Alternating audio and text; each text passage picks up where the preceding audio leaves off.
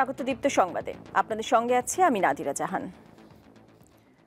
গণ অভ্যুত্থানে শেখ হাসিনা সরকারের পতনের পর ভারতের সঙ্গে উত্তেজনার মধ্যেই বিএসএফের গুলিতে প্রাণ হারালেন এক বাংলাদেশি। নিহত আনোয়ার হোসেনের বাড়ি পঞ্চগড়ের তেঁতুলিয়া উপজেলার দেবনগর ইউনিয়নের আমজুয়ানি এলাকায়। ভোরে পঞ্চগড়ের সদর উপজেলার হাড়িভাষা ইউনিয়নের মোমিনপাড়া ও ভারতের সিংপাড়া সীমান্তের মেইন পিলারের মাঝামাঝি এলাকায় এই ঘটনাটি ঘটে। বিজিবি জানায়, গত রাতে কয়েকজন বাংলাদেশি সহ ভারতে গরু আনতে যান আনোয়ার হোসেন। ভোরের দিকে গরু নিয়ে ফেরার পথে বিএসএফের 93 ব্যাটালিয়নের চানাকিয়া ক্যাম্পের সদস্যরা তাদের ধাওয়া করে ও গুলি চালায়। এ সময় ঘটনাস্থলে নিহত হন আনোয়ার। পরে তার মরদেহ নিয়ে যায় বিএসএফের সদস্যরা। গুলির শব্দ পেয়ে চোরাকারবারিদের প্রতিহত করতে 8 রাউন্ড গুলি ফাঁকা ফায়ার করেন ঘাগড়া বিজিবি ক্যাম্পের সদস্যরা। ভারতকে আচরণ পরিবর্তনের আহ্বান জানালেন বিএনপির জ্যেষ্ঠ যুগ্ম মহাসচিব রুহুল কবির রিজভী আহমেদ। অন্যথায় ভারতের সঙ্গে বাংলাদেশের মানুষ আগামীতে ব্যবসা করবে কিনা তা ভেবে দেখা হবে বলে মন্তব্য করেন তিনি। রিজভী জানান, যারা আধিপত্যবাদী মানসিকতা পোষণ করে তাদের সঙ্গে কেউ ব্যবসা বাণিজ্য করতে চায় না। সকালে রাজধানীর গুলশানে দেশীয় পণ্য বিক্রি কার্যক্রমের এক অনুষ্ঠানে এসব কথা বলেন তিনি। বিএনপির এ নেতা আরও বলেন, সাম্প্রদায়িকতার ধোঁয়া তুলে বাংলাদেশে আধিপত্য কায়েম করতে চায় ভারত। এজন্য কোনো প্রতিবেশী এখন ভারতের সঙ্গে নেই। উঠে পড়ে লেগেছেন বাংলাদেশের বিরুদ্ধে অপপ্রচার করতে, অপতথ্য দিতে। আমরা আগেও বলেছি, 5ই আগস্টের আগে যে সরকার ছিল, এটি ছিল একটি ঘৃণিত সরকার। এরা ক্ষমতায় থাকার জন্য নিজ দেশের সন্তানদেরকে হত্যা করতে দ্বিধা করত না। কিন্তু যারা ঘৃণা করে আমাদেরকে, যারা আমাদের দেশের প্রতি আগ্রাসন চালাতে উস্কানি দেয়, তাদের সাথে আমরা কোনো ব্যবসা বাণিজ্য করতে চাই না। শেখ হাসিনা অবৈধভাবে ভারতে অবস্থান করে বাংলাদেশে অশান্তি ও বিভেদ তৈরির ষড়যন্ত্র করছেন, এমন অভিযোগ করেছেন বিএনপির স্থায়ী কমিটির সদস্য খন্দকার মোশাররফ হোসেন। সকালে জাতীয় প্রেস ক্লাবে স্বৈরাচার পতন ও গণতন্ত্র দিবস উপলক্ষে এক আলোচনা সভায় তিনি মন্তব্য করেন। অবৈধভাবে একটি দেশে আছে, সেখান থেকে তারা ষড়যন্ত্র করবে, এটা আমরা অবিশ্বাস করি না। কেননা তারা চেষ্টা করবে, তারা পতিত একটি স্বৈরাচারী সরকার, তারা চেষ্টা করবে বাংলাদেশে একটা অশান্তি সৃষ্টির জন্য, আমাদের মধ্যে বিভেদ সৃষ্টি করার জন্য। সেই চেষ্টাগুলো যে করছে আপনারা নিজেরা সকলেই টের পাচ্ছেন। গতি বাড়িয়ে কিছু মৌলিক সংস্কার শেষে দ্রুত নির্বাচনের দাবি জানিয়েছেন জামায়াত ইসলামের আমির শফিকুর রহমান। সকালে কুমিল্লা নগরীর টাউন হল মাঠে দলটির কর্মী সম্মেলনে তিনি এ মন্তব্য করেন। অন্তর্বর্তী সরকারকে উদ্দেশ্য করে জামায়াতের আমির বলেন, জাতিকে এমন একটি সুষ্ঠু নির্বাচন উপহার দিন যেন ইতিহাসে স্মরণীয় হয়ে থাকতে পারেন। তিনি আরও বলেন, ভারতের গণমাধ্যমগুলো বাংলাদেশের বিরুদ্ধে নিকৃষ্ট যুদ্ধ শুরু করেছে ও মিথ্যা তথ্য ছড়াচ্ছে। দেশের বিরুদ্ধে কোনো আগ্রাসন সহ্য করা হবে না বলেও ঘোষণা দেন শফিকুর রহমান। আপনারা যৌক্তিক সময়ের ভিতরে এই নির্বাচন জাতিকে উপহার দেন। সেই নির্বাচন হতে হবে সুষ্ঠু, অবাধ এবং গ্রহণযোগ্য। এখানে কোনো পেশি শক্তি অথবা টাকার খেলা চলবে না। এই রাস্তা বন্ধ করতে হবে।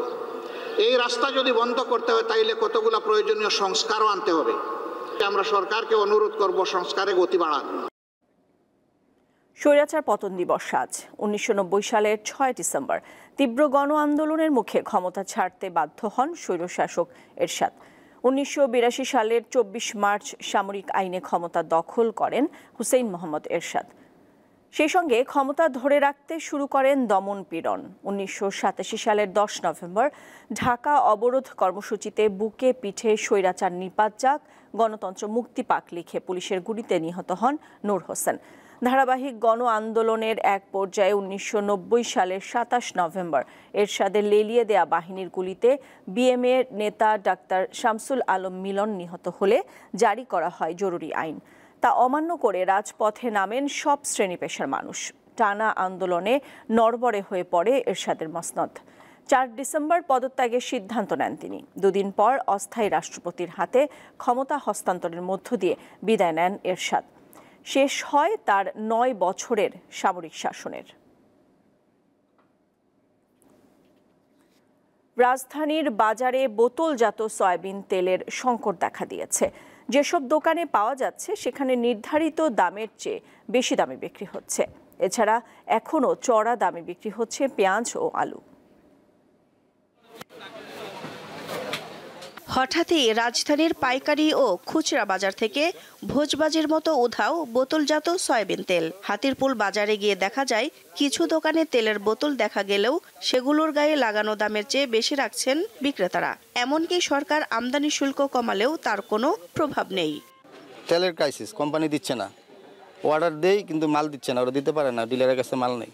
কোম্পানি বলতেছে ওনাদের কাছে তেল নেই, ওনারা ভালো জানে ওনারা কি এরা সিন্ডিকেট করতেছে নাকি ওনারা ইচ্ছাকৃত এরকম করতেছে। 2 লিটার ছিল আপনার 328 টাকা আমাদের কিনা, এখন বর্তমানে আমাদের 330 টাকা কিনা, গায়ে রেট হচ্ছে আমরা 334 টাকা গায়ে রেট আর কি, আমাদের কিনা বেশি পড়তেছে। এখন সিন্ডিকেট করে তারা জিনিসগুলোকে আটকে রাখে, পরবর্তীতে দেখা যাচ্ছে যে যখন দাম বাজার চাহিদাটা বেড়ে যায় তখন দামটা বাড়িয়ে দেয় আরও।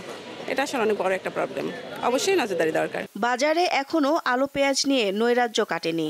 নতুন আলু বাজার ভেদে 100 থেকে 120 টাকায় বিক্রি হচ্ছে। পুরানো আলু 65 থেকে 80 টাকার মধ্যে রয়েছে।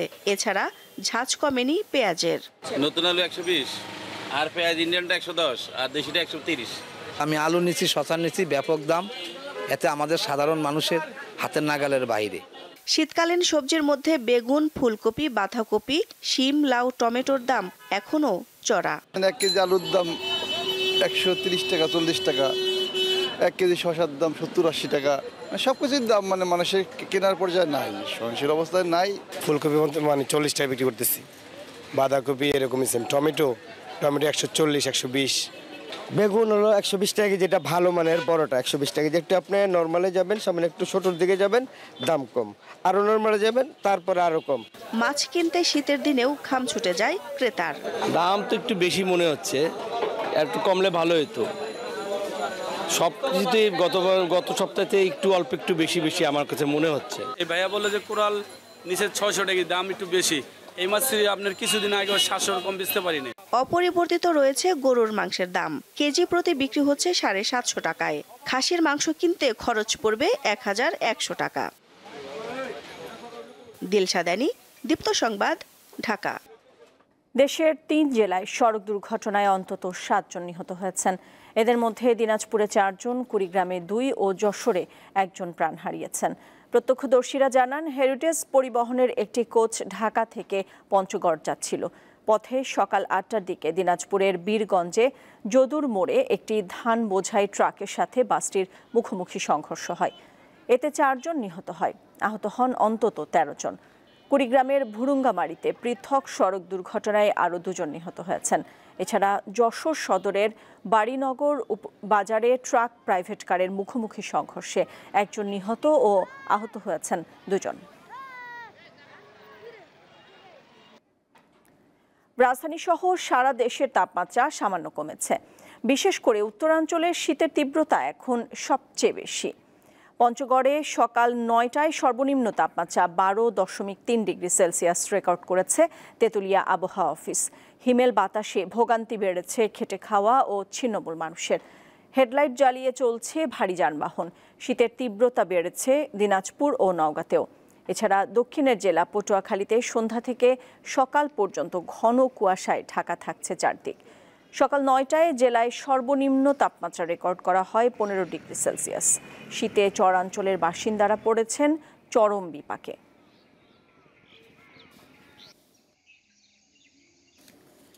দর্শক, এই ছিল এখনকার মতো। আমাদের পরবর্তী সংবাদ 5টায় দেখার আমন্ত্রণ রইল। এছাড়া আরও তথ্য বিনোদনের খবরাখবর জানতে চোখ রাখুন দীপ্ত ডিজিটাল প্ল্যাটফর্মগুলোতে। সাথে থাকার জন্য ধন্যবাদ সবাইকে।